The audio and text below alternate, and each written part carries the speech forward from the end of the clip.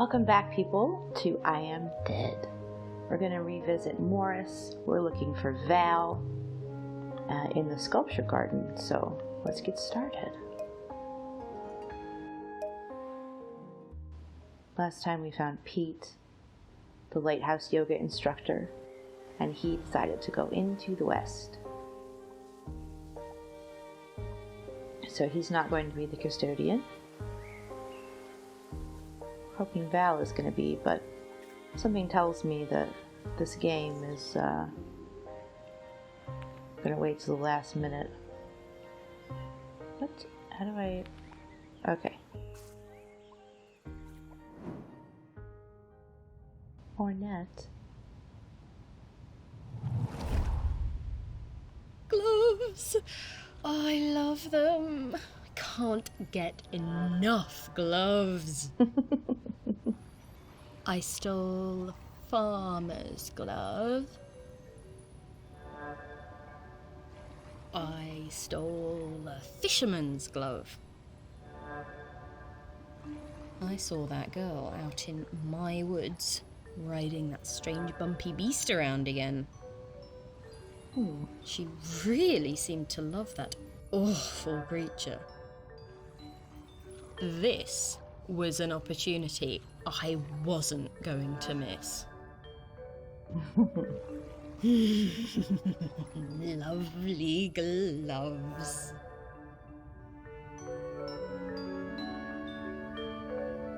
Cute. I always did suspect there might be something in those rumours about camels on the island. All that time, and Val never let on. Bless you, Val.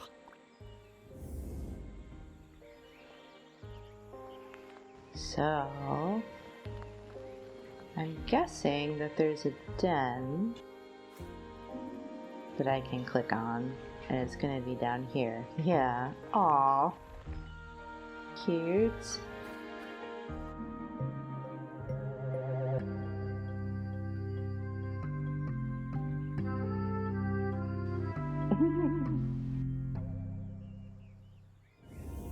Hey, Morris. I bet you wish you were alive so you could rub me with this glove.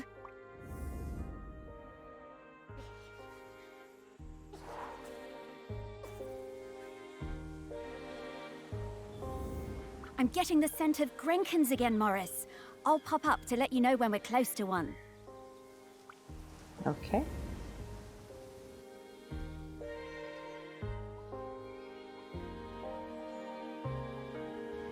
There's her bench. Here's somebody.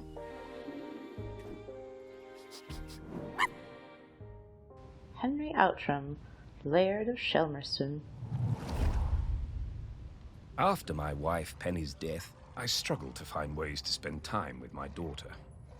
It had hit us both hard, but, you know, stiff upper lip and all that. I always found it best to keep busy. Looking for something we could do together, I bought Valerie a set of paints. But she never even opened them. I was cross at first, but asked myself, what would Penny do? So I decided to let it go.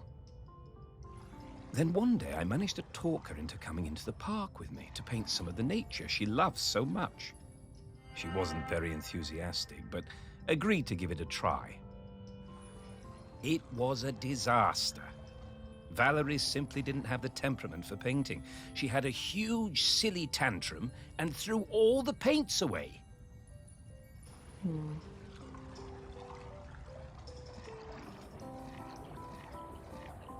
Oh, I didn't get it. Okay, now I got it.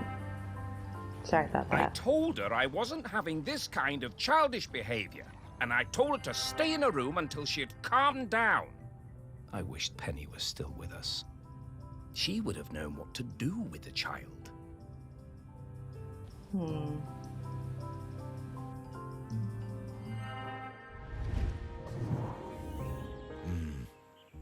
Very hard, that, to lose a parent. Was never going to be easy after her mum died, but he always did seem distracted with his fancy art projects.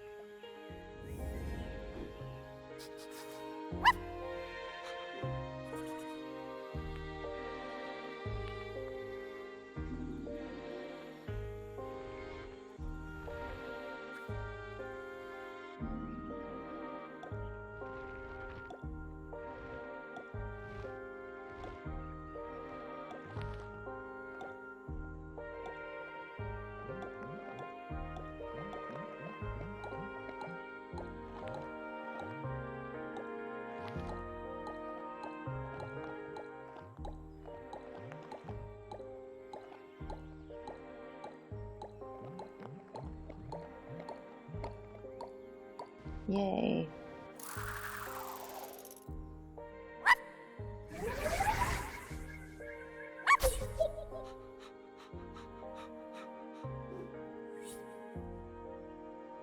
Okay. If I were paints, where would I be?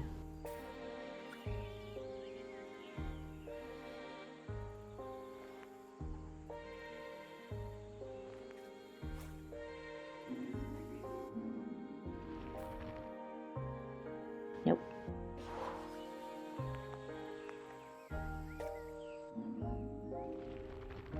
Nope.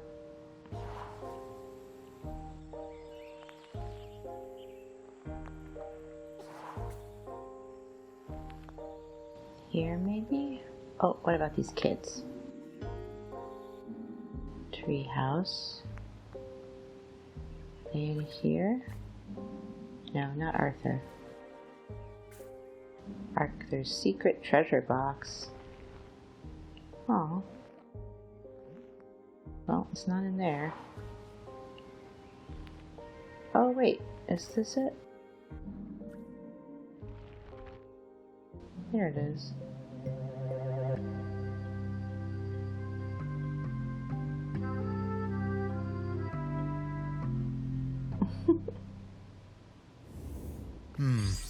Yeah, painting really wasn't for Val, was it?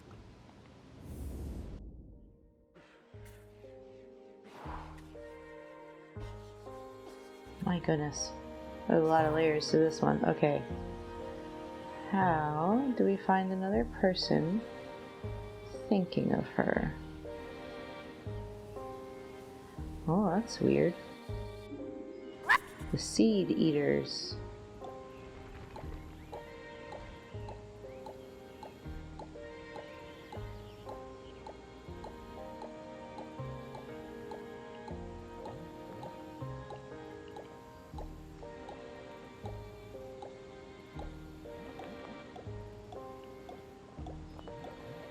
No, this one needs to be down here. Oh, well, that was generous of the game because I wasn't that close.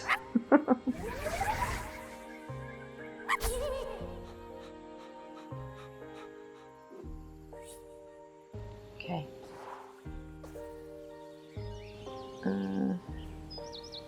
Here's someone. She looks very artsy.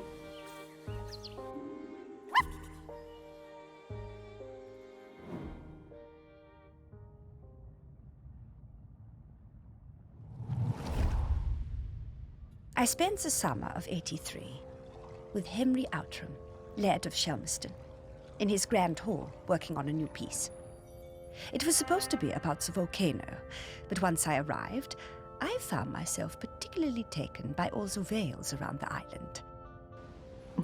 Henry was a delightful host, always excited to have us bright young artists around, and always ready with a charming question or a fortifying glass of something. His daughter, I think her name was Mallory or Valerie or something, was usually outside roaming the grounds. Henry said she was discovering herself and learning self-reliance through independent play. She seemed feral to me. One day, I came across the perfect finishing touch to my sculptural masterpiece, but it turned out to belong to the wretched child. I tried to explain to her why I needed it, but she snatched it away and walked off. I went to Henry, thinking he could make her give me the boat. But to my astonishment, Henry told me it was up to her if she wanted to give it to me. Henry called his daughter and we all talked about it. When Henry suggested that maybe I could buy the boat, her little eyes lit up. It cost me £200 for that little wooden boat, but well, it was worth it.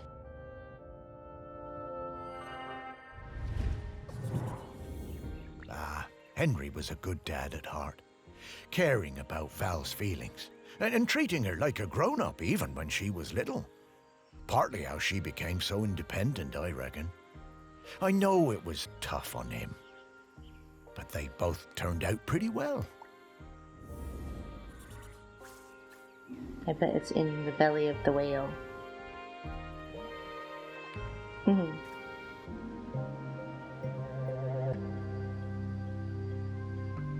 This isn't a very interesting promenade for this object. I wonder how many people even saw this.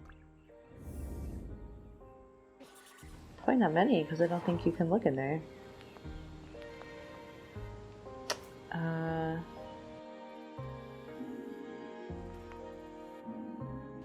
Is it this? Yeah.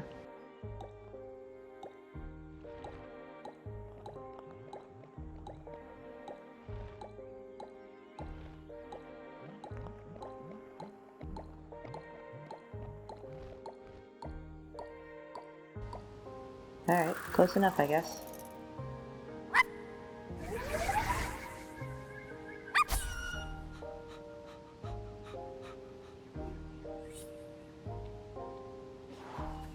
Alright, let's get out of here.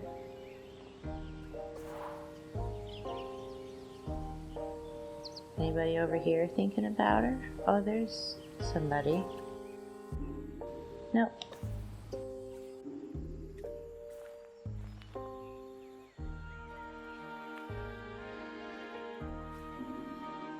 No. This guy. Yeah.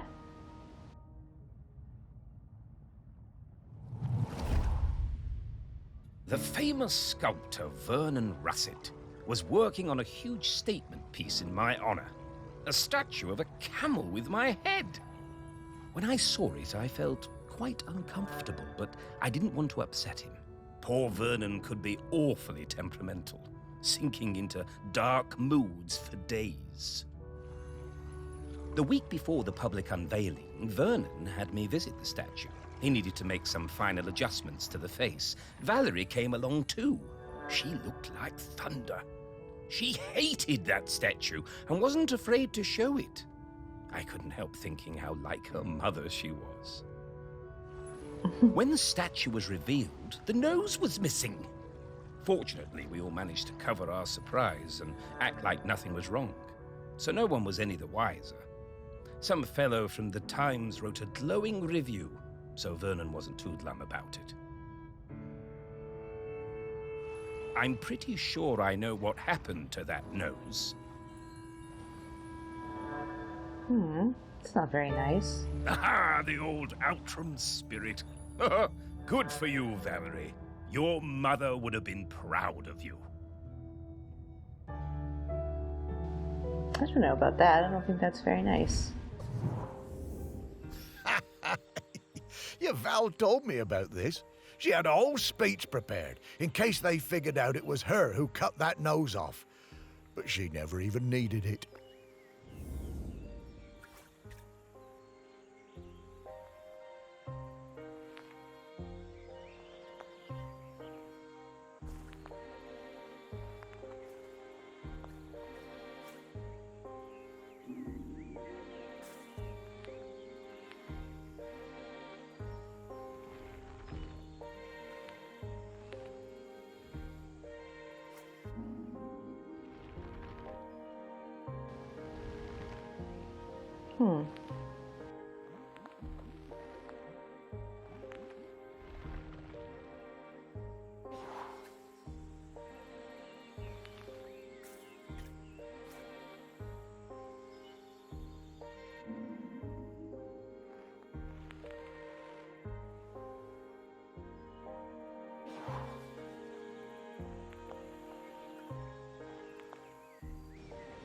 Okay.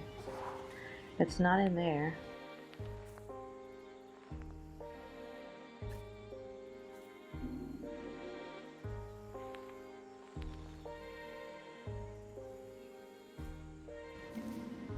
Is it in the bush?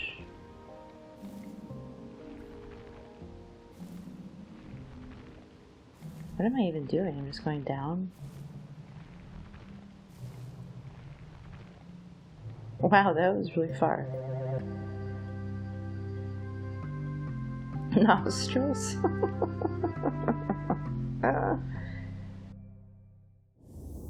Oh, this thing looks heavy. I'm surprised Val was able to even lift it. Okay, last one. Oh, it's so far back out.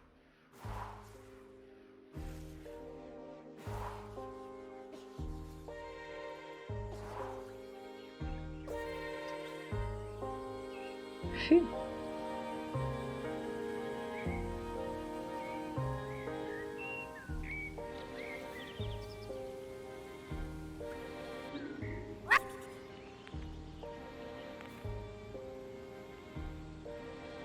Oh, that's the tree for sure.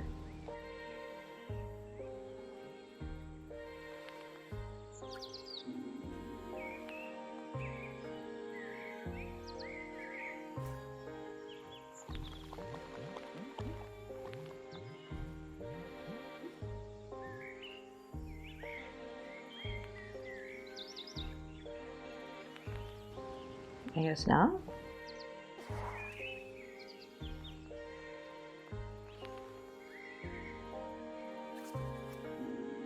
Is it this thing? Ah, I bet it is.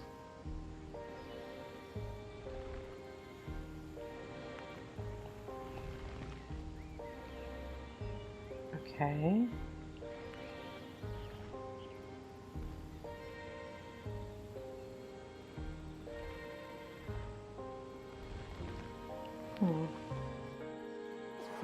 Maybe not that thing. Oh, is it this tree?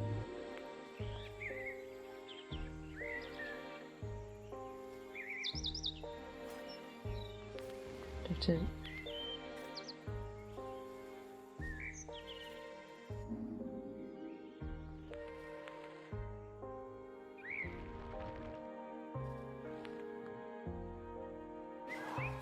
is it one of the bird houses?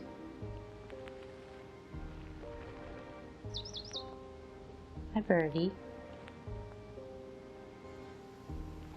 Is there anything else to click on? Oh, there's this bush. Wait. Oh.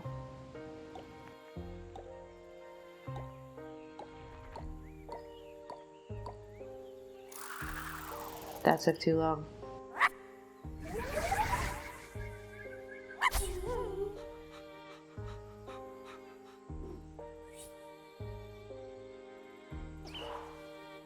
Alright. Didn't even need to be here as nobody was thinking about her. Oh, there's the last person.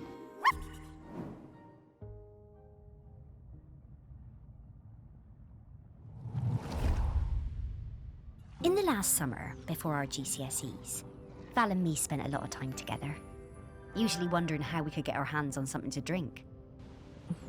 No one on this stupid little island would serve us, though.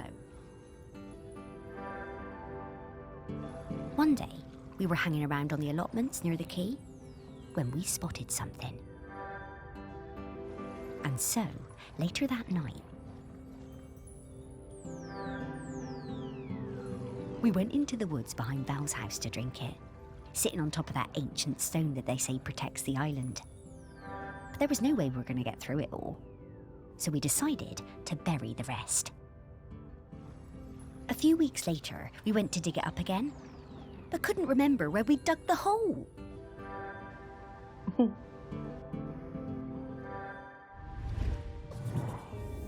There is so much of our history buried on this island. Stories everywhere, right under your feet.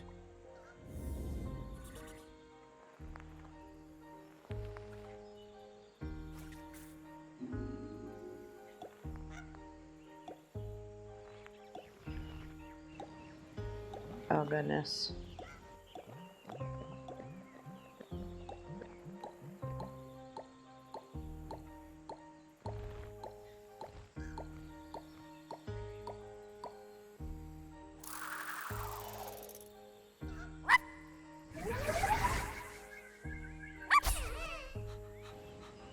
Long legs. Okay, but it's not in here. So where else could it be if not here? Is this the first time I'm gonna have to go somewhere else, maybe? Oh, no, there it is. Mimi's secret stash.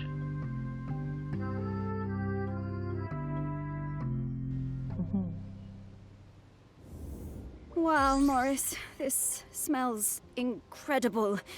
I'm getting scallops, I'm getting peaty bogs, I'm getting roast lamb. Woof! None of that sounds like something you'd want to drink. Sheep shank. What is this called?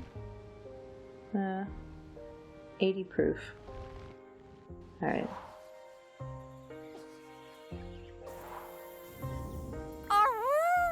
We did it! Oh, yes! Signal is wafting through to me very quickly. Sorry, I didn't mean to cut her off.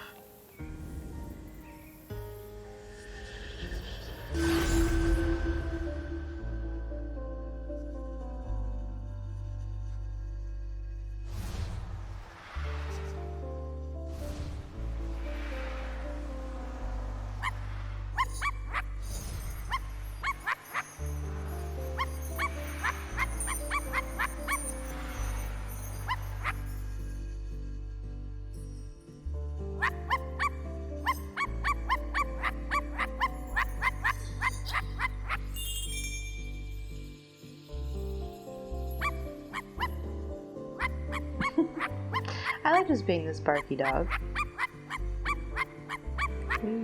Oh, here's some.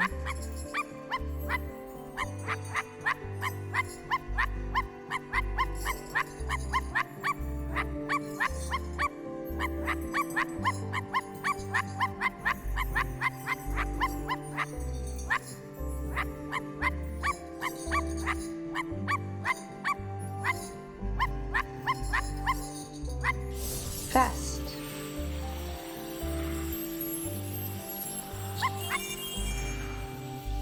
There we go.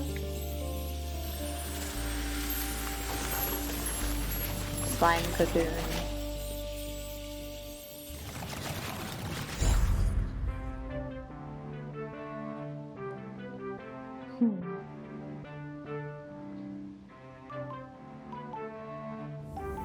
Morris? Morris Lupton? Is that really you? And Sparky? Val! Oh, it's so good to see you again. You too. You're looking very, Yeah, dead? yeah. But quite good, considering. Hello, Val. And Sparky talks now. Death certainly has been strange. What brings you by? Well, we're trying to find a replacement custodian. You've surely seen the volcano. Oh, yes. Poor Aggie. Must be very tired. Aggie? Aggie is the current custodian. Oh, well then, yes. We were hoping you might replace Aggie. Oh, Morris.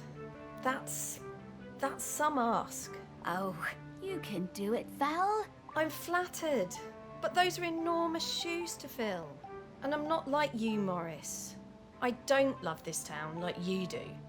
And, if I'm being honest, I can't abide all those arty types and mainlanders tromping around. I can't speak for them. This job isn't for me. Oh, well, I'm sorry to hear that, Val. But, well, I understand. Thank you. It's been so nice to see you again. You too, Val. Sparky, I'd love to spend some more time chatting with Val.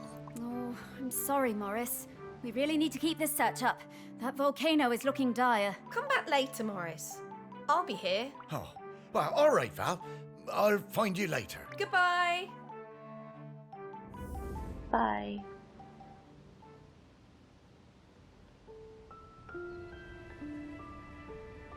Oh dear. Oh, slow down, Sparky. I need to get some things straight. No time, Morris. We need to find the next prospect. Well, it's just that I don't quite understand what we're doing. We're looking for the custodian. Well, I get that bit, Sparky, but what does the custodian have to do exactly? Oh, well, it's hard to explain with your human words, but, the custodian kind of mingles with the island, becomes a part of it. A part of the rock, the volcano. Yes, the rock, and the sea, and the animals and plants. The custodian becomes a part of all of these things. It becomes part of the island spirit. And you give up being a ghost. Yeah, well, a walking around talking kind of ghost. Stop being someone who can go into the west. It's quite a sacrifice. Oh, wow. Well, no wonder Val doesn't want to fill those shoes. Aggie must be a legend. Well, she really is. I always thought there are those folks destined to be mayors and, I suppose, custodians. And then there are people like me and Val, destined for smaller lives. What? Small? Morris, your heart is as big as the island. Everyone knows that. I suppose I'm more like one of those island oddities in the museum. Yeah, and they were always the visitors' favourites. Now, we need to move on. Next up is Ogden Beckett, in the Old Town. Ogden it is. I'm right behind you, Sparky.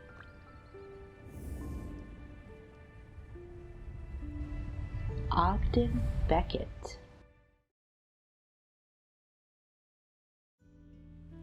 Oh. Okay. So, Ogden next, eh? I'll be glad to see him again. His music always hurt my ears, but he was good at chin scratchers. Oh, lovely guy. Oh, look, the ferry's coming in. There'll be loads of tourists all over this quayside soon. Well, I suppose they won't get in our way much anymore, eh, girl? I like the voice acting in this. It's very quaint. Okay. Shelmerston Candlery. Chandlery? Chandlery? Is that where the name Chandler comes from? I don't know what it is.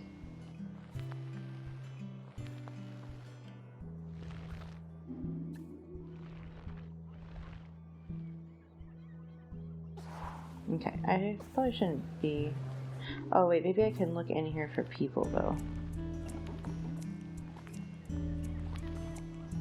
I see no people. Oh, there's somebody. Henry Nan Caro. Bootlegger and music teacher. I Has a remember when diverse a skill young set. Ogden asked to join the Shelmerston Silver Band. I recognised his talent immediately. He could play anything, that lad. Literally anything. Eventually he settled on the sousaphone, which he always insisted on playing with his lucky bronze mouthpiece. One evening after the Silver Band played a storming concert in the Camel, Ogden and Sally got it into their heads to go for a night swim in the harbour, young love and all that. Ogden left his mouthpiece behind, and when we came back the next morning to pack up, it had disappeared. It really rattled him. Ogden was worried he wouldn't be able to perform without it, but of course, next time we played, he was just as good as ever. Didn't need any lucky mouthpiece, our Ogden. He could play anything, that lad.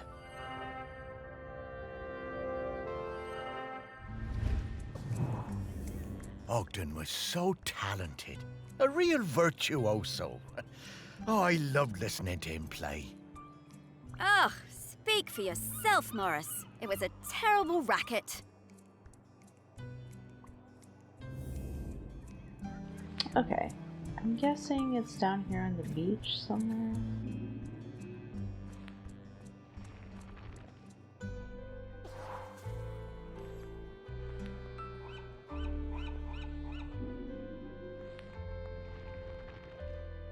Nope.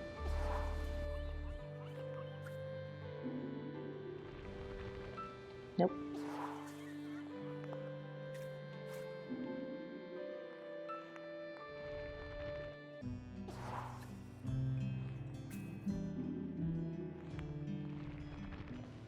Nope.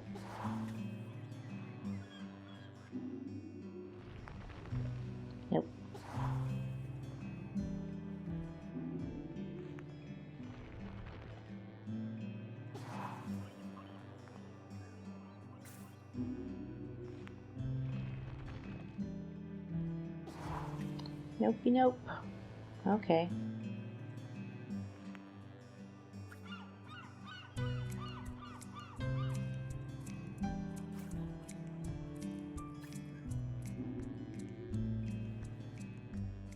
Twinkle Bob Robbins.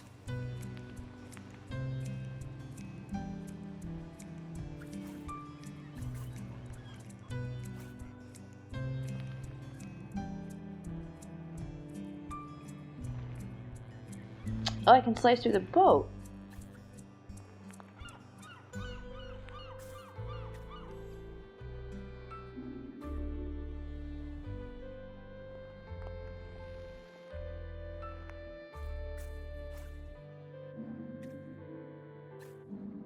No, this one. No. This one. No.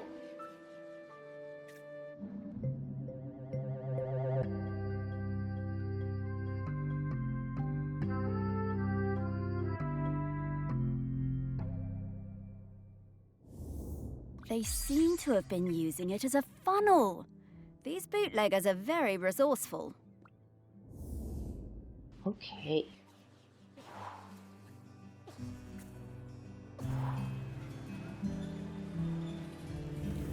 I'm getting the scent of Grenkins again, Morris. I'll pop up to let you know when we... Okay, thanks. I like how my motion now is like I'm on a boat. It's very like... ooh.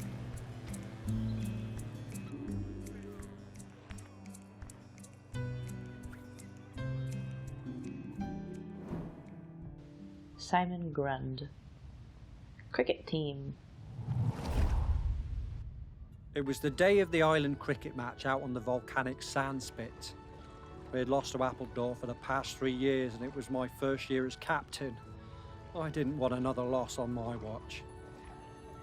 Ogden had just come back from New Zealand and told me he'd be up for it.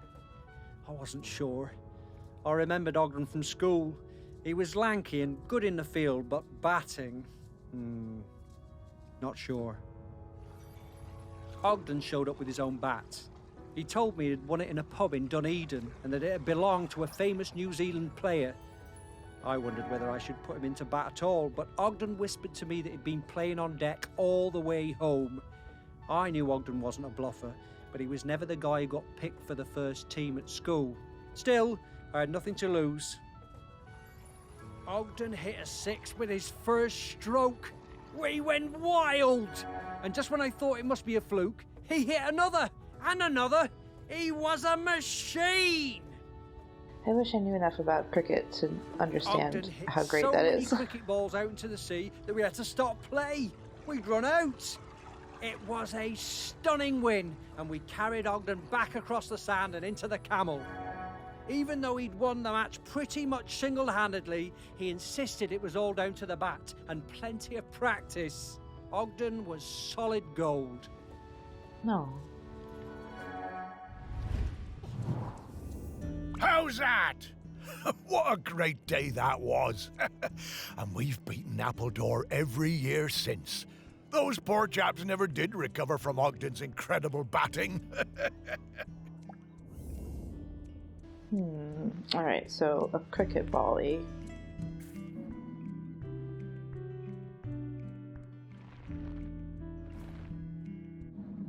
What is this? A barnacle cluster. Found it.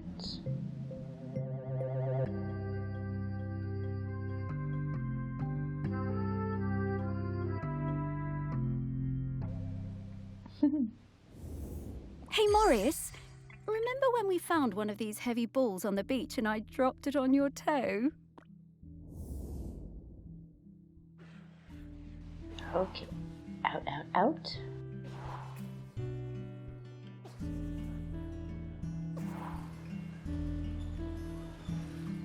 There's probably something in this one.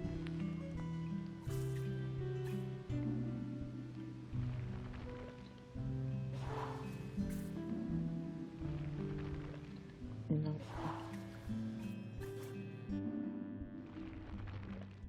Nope.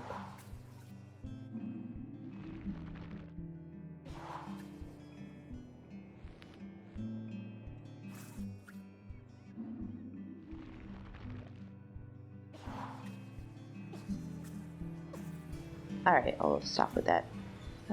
Who's next? Arthur has been told repeatedly not to climb that rusty old anchor, but he will not listen. Probably he needs to fall off it so that he'll pay attention in the future.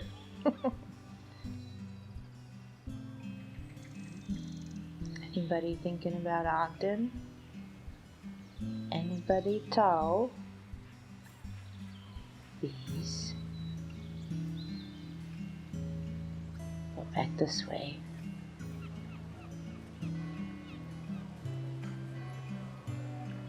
Maybe like inside the camel?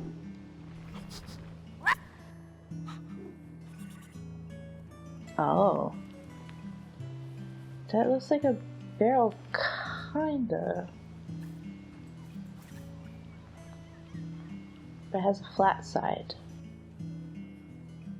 It's round but has a flat side.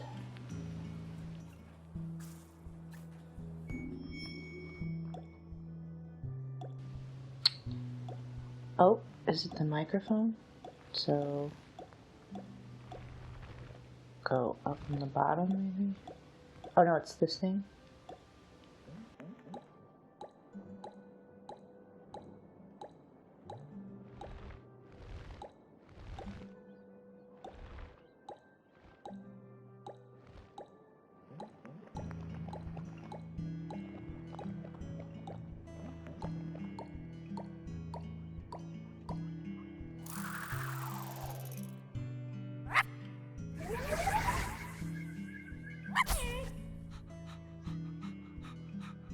$14.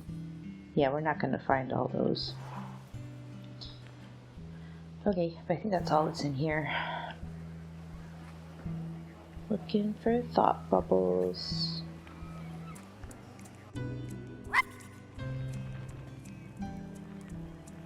Oh, that's the pot, though. It's gotta be.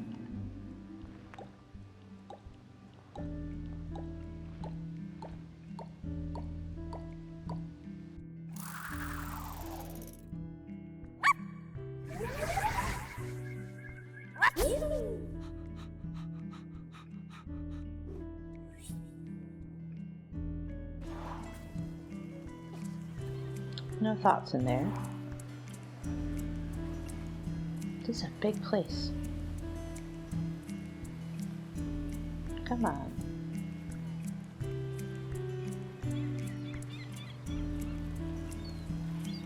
I don't see any thought bubbles.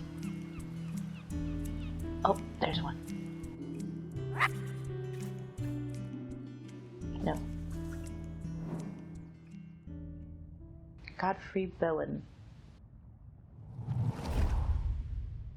I remember we was walking home from school, a bunch of us, and I told him my granddad said the lad had a live Bactrian camel living somewhere in the woods. Everyone laughed, but I told them it was true. Ogden didn't believe me. Someone would have seen it. He dared me to climb in and prove it. I told him he'd have to come with me. Sneaking past the big house, we were almost caught by the gamekeeper and had to run. Hell for leather for the woods. We reached the trees out of breath. I was bent double and leant against a tree. Ogden had better breath control and he recovered quickly. He saw it first.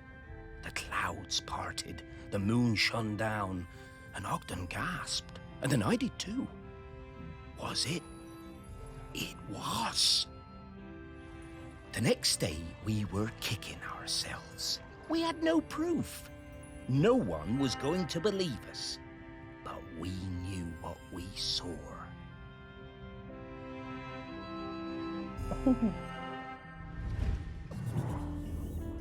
Oh, yeah, he was a couple of years above these chaps at school. Oh, and he's right. No one believed them. We gave them so much stick.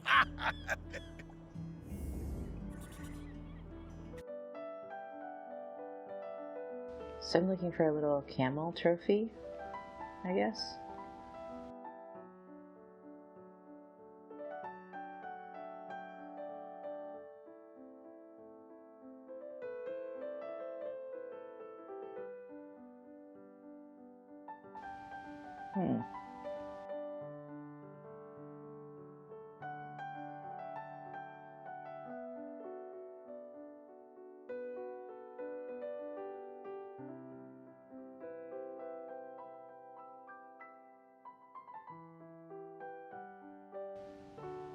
think there's anything upstairs.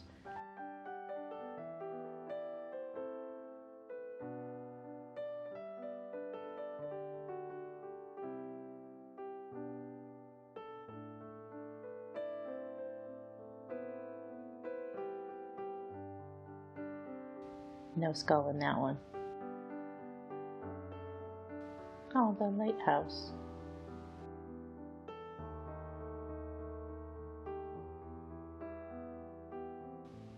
Cute.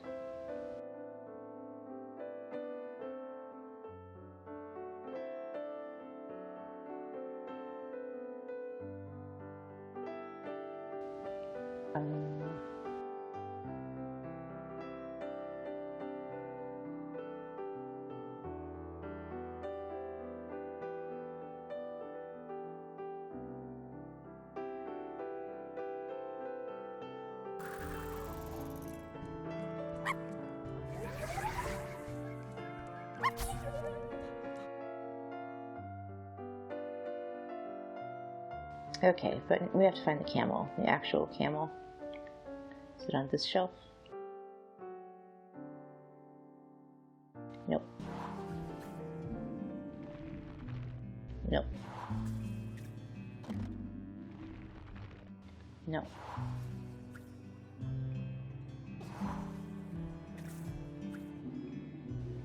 Is it in here? Like in the cupboard?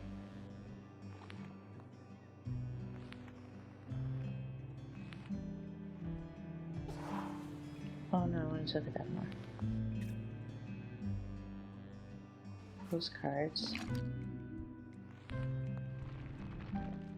That was satisfying.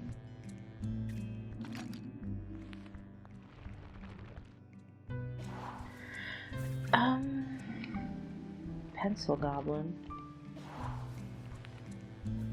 Is it in here? No. I mean, why can't I look in the cabinet? It's a tough one. It's not there. Can't click on that.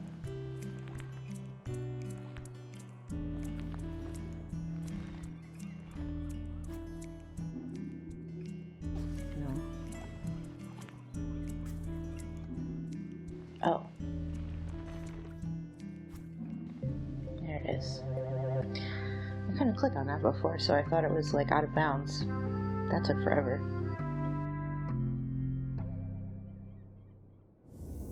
Camels are so obviously a made-up animal.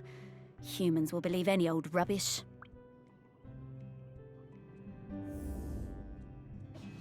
Okay. So, I just need one more. Oh, there it is. In the crab shack.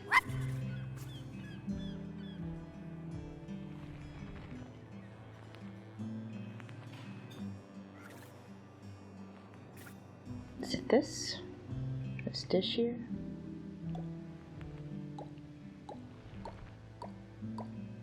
There we go.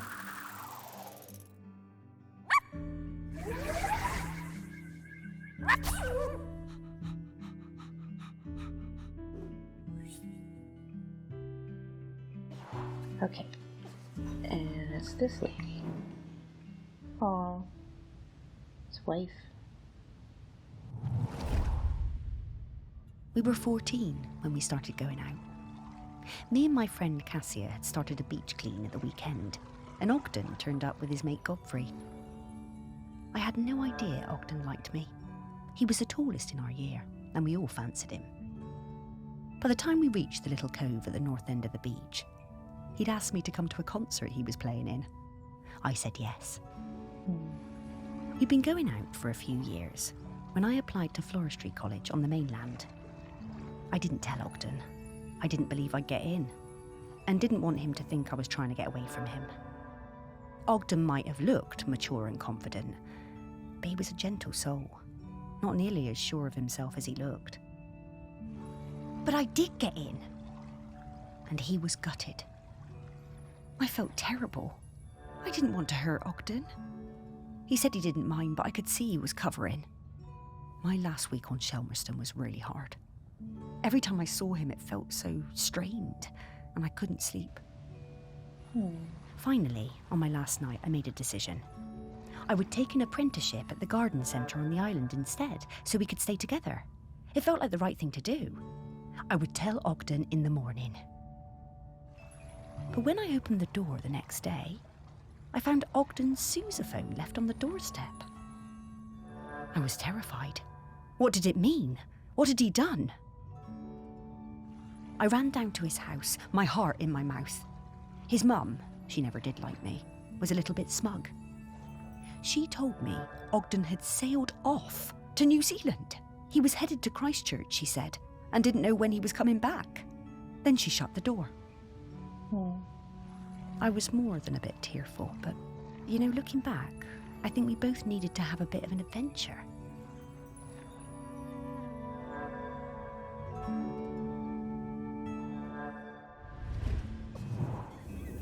I spent a lot of time with Sally during this period. We used to meet up quite often when she returned from Floristry College, and I was working at the museum. For a while I thought maybe we would get together. But she always seemed a bit out of reach. Sort of distracted. Well, it makes sense now. A ship in a bottle? It's right there. It's on this shelf. It's here. Hello. HMS Indefatigable.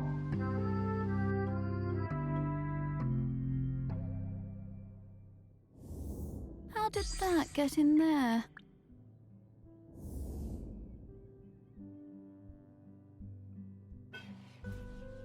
Oh, no, there's a new one? Moving the goalposts on me.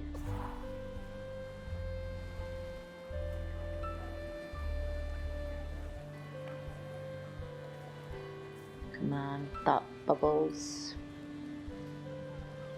Bet it's beekeeper. Is it? No, no bees.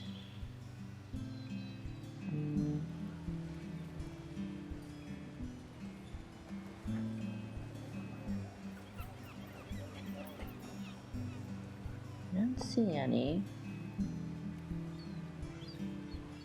I can't see in here though. Anybody in here? No. That's probably this in some way. Yeah.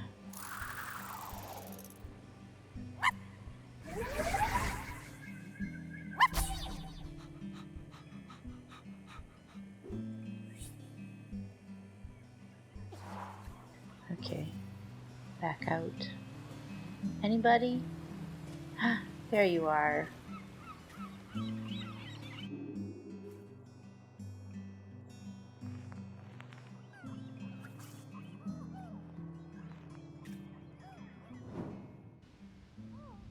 Oh, her again.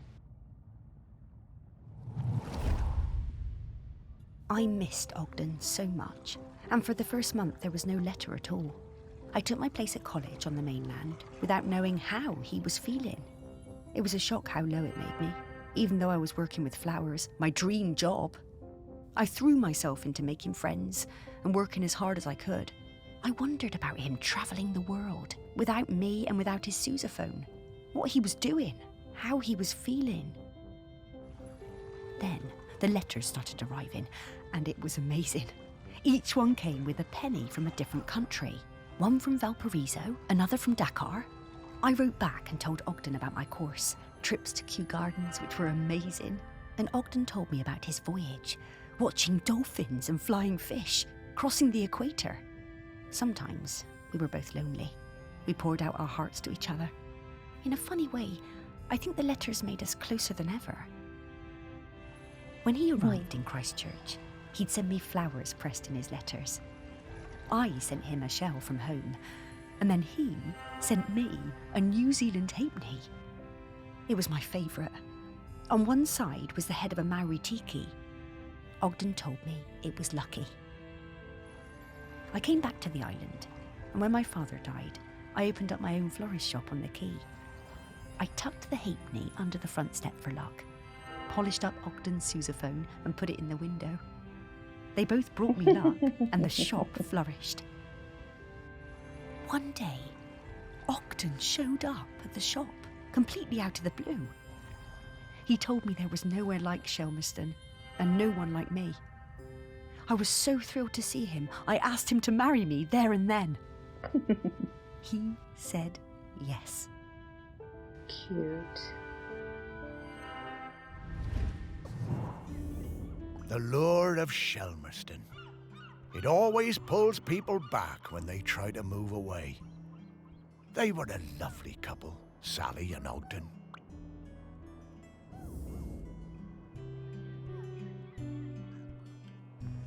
So I'm looking for, oh, the halfpenny. Okay. Oh, goodness.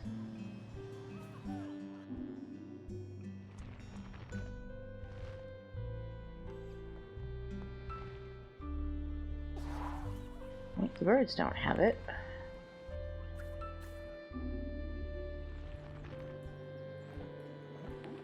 There's a guy in here. This is like a tiebreaker. Why is he in here?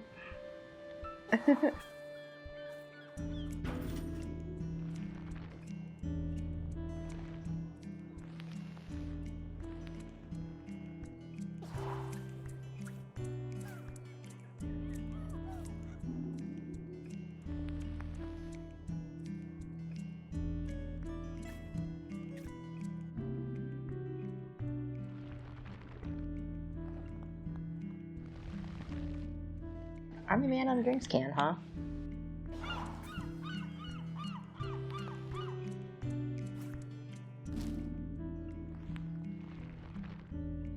Nope.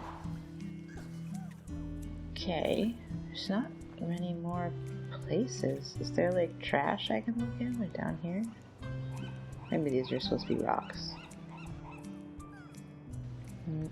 No?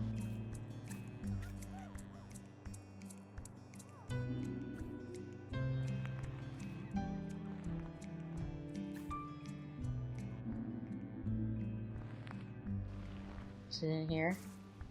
Got it.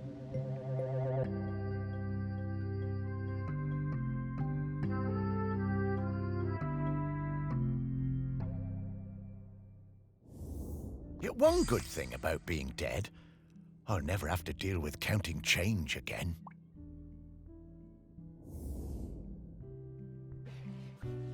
That's all of it, so now we have to do the barky bark and then talk to Ogden. Ah, yes. A very distinctive odour indeed. I reckon I can find him from this. Here I come, Ogden.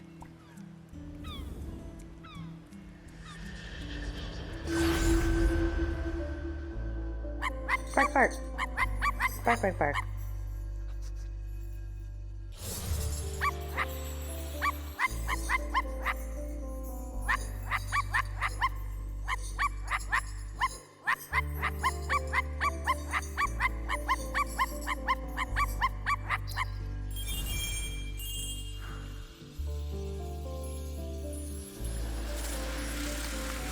Cocoon.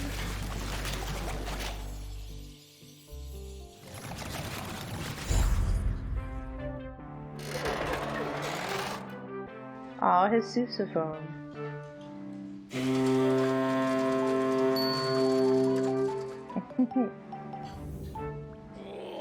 Oh, this feels so good. Terrific to see you, Morris. Oh, it's great to see you too, mate. Have a stretch, Ogden. We have a question for you. Sparky, owner of the very finest singing voice on the island. What can I do for you? Well, it's about the Custodian. We need a replacement. Ah, yes. I've heard that volcano rumbling.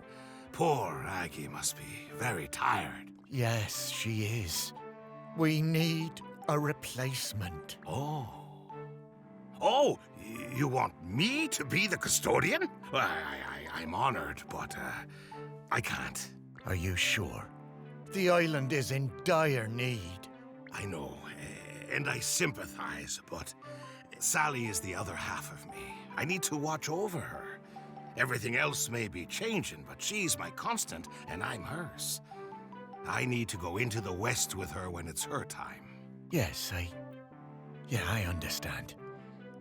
You two always did have an enviable connection. We were very lucky to find each other. And I'm still lucky just to watch over her. Makes this place still feel a bit like home, even as it changes. So I'm going to stay. But listen, once you've found the Custodian, come back and enjoy a sniff of that beer in the Camel with me, eh? Sure, Ogden. Well, see you around. I get the sneaking suspicion that it's gonna have to be Morris. Oh dear. Well, It's getting angry. after all these years, Ogden still carries that torch for Sally. I wish I'd been so lucky. Things I should have done. You were busy with the museum, Morris. And you did walks, and you did fetch, and belly rubs, and... Yeah, all right, yes. I was very busy. Thank you for reminding me. You did plenty. But now you need to find the next custodian. Hey, how long has Aggie been Custodian? Oh, a little while now. You've met her, actually. I have? Well, her body, anyway. In the museum. What? Her body? In the museum? Oh, wait! That's right, Morris. The Bog Lady. The Bog Lady of Shelmerston. But that's Aggie? Mm-hmm. Well, that's her body, anyway. Her spirit is all around us, of course. But Aggie is Bronze Age. 3,000 years. She's been Custodian all that time? Yep. Wow. No wonder she's tired. More tired every minute. We need to get to the next prospect. Greg Litherland, at the campsite. Greg. Okay.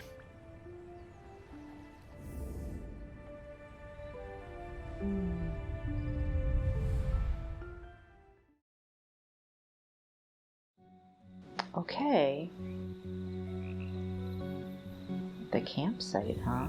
The one part of the island I never spent much time at. I never cared for camping. Although we did find a lot of Bronze Age goods down here. Really fascinating bits and bobs. I reckon this was an important place once. And not just to shellers. Oh, there's so many great smells here. Oh, and so many rabbits to chase. Stop it, Sparky, you have a job to do. You know, I suppose I do like it better up here now I don't have to worry about combing all those burrs out of your fur. At least this part of Shelmerston isn't changing too much. Yes. Now let's sniff out Greg. Yeah, I always found Greg a bit difficult. That business with the owl of his. He wasn't a bad guy at heart. Just liked animals a bit more than people, sometimes. Maybe. But who can blame him? Let's find some people who remembered him. Dig a little deeper. Memories of Greg Litherland. Here we come. Okay. I'm gonna leave it here. Next episode we'll come find Greg, and whoever's after that. I hope you enjoyed the game so far. I think it's very cute and very endearing and very sweet. So I hope you join me for the next one. Bye-bye.